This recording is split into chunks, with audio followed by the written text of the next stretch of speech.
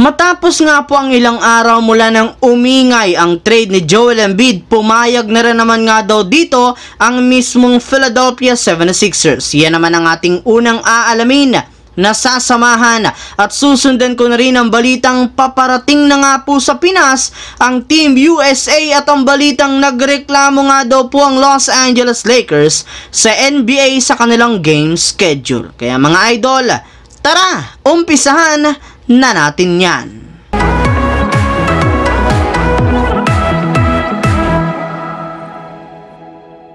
Ang videong ito mga idol ay hatid sa inyo ng Aurora Game, isang play-to-earn mobile app na kung saan pwede kang kumita habang nag-e-enjoy ka. Maraming mga games dito mga idol gaya ng Color Game na alam kong siguradong mananalo kayo. Dragon versus Tiger na simple lang, pipili ka lang kung Dragon ba o Tiger ang mananalo. Meron ding Toss a Coin na alam kong alam nyo na at marami pang iba. Sobrang dali lang mag-register, gamit lang ang iyong mobile number, hintayin ang verification code at gumawa ng password. Madali lang din mag-cash in at pag panalo, cash out agad gamit ang iyong GCash account. Kaya ano pang hinihintay nyo mga idol?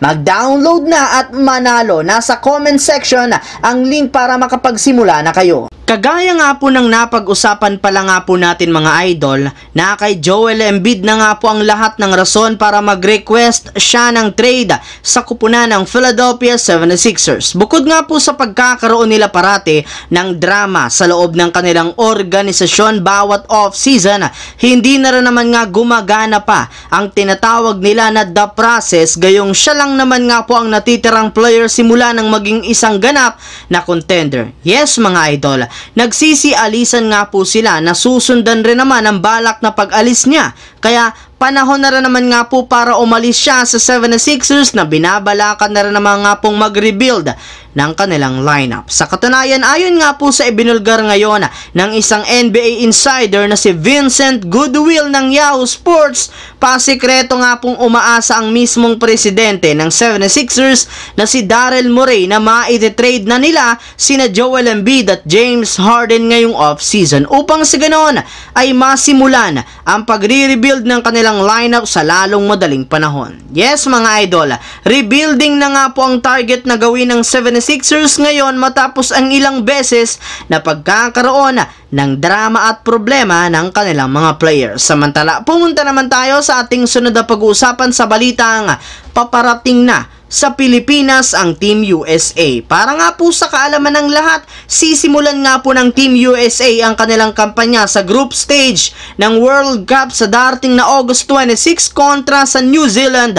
Susundan rin naman ito ng kanilang laban kontra sa Greece sa August 28, habang ang pangatlong game naman kontra sa Jordan sa August 30. At base nga po sa pinakahuling inilabas sa balita, pupunta nga po ang buong kupunan ng Team USA sa Pinas sa darating na August 22. 4 na araw yan bago magsimula ang kanilang laban upang sa ganoon maka-adjust pa ang mga katawan ng kanilang mga players sa klima ng Pilipinas. Bukod nga po sa Team USA, mismong araw rin naman ito, darating rin naman sa Pilipinas ang mga kupunan ng New Zealand, Puerto Rico, Serbia at Italy na isa rin naman nga po sa mga makakalaban ng ating national team sa kanilang group stage. Habang dumako naman tayo sa ating huling storya ngayon sa balitang nagreklamo nga daw po ang Los Angeles Lakers sa NBA sa kanilang game schedule. Bakit kaya? Kasunod lamang nga po ng paglabas ng liga ng full game schedule ng Lakers para sa darating na season, agad nga ditong nagreklamo ang kanilang buong kupunan. Ayon nga po sa isang Laker insider at insider na rin na si Jovan Bohan ng The Athletic, meron nga pong 15 games na back-to-back ang Lakers sa darating na season, mas mataas ng isa kumpara sa average back-to-back game ng makupunan. At ang masakit pa nga po dyan, malayo rin naman ito sa 12 back-to-back lamang ng Lakers sa huling dalawang season. Kaya di na nga po naiwasan pa ng mga Lakers fans na magreklamo na rin naman sa liga, gayong nangangamoy nga po na balak ni NBA Commissioner Adam Silver na pagurin ang mga malalaro ng Lakers sa kanilang mga laban, especially si LeBron, at Anthony Davis. Yes mga idol, alam naman nga po ninyo na hindi rin naman nga kinakaya pa ng katawan ni na LeBron at Davis ang mga back-to-back games, kaya mukhang dehado nga talaga dito ang Los Angeles Lakers. So yun lamang mga idol ang ating bagong video at syempre latest na ating pinag-usapan dito sa aking YouTube channel. Once again, this is your J-Zone TV. Huwag kalimutang mag-like at syempre mag-subscribe.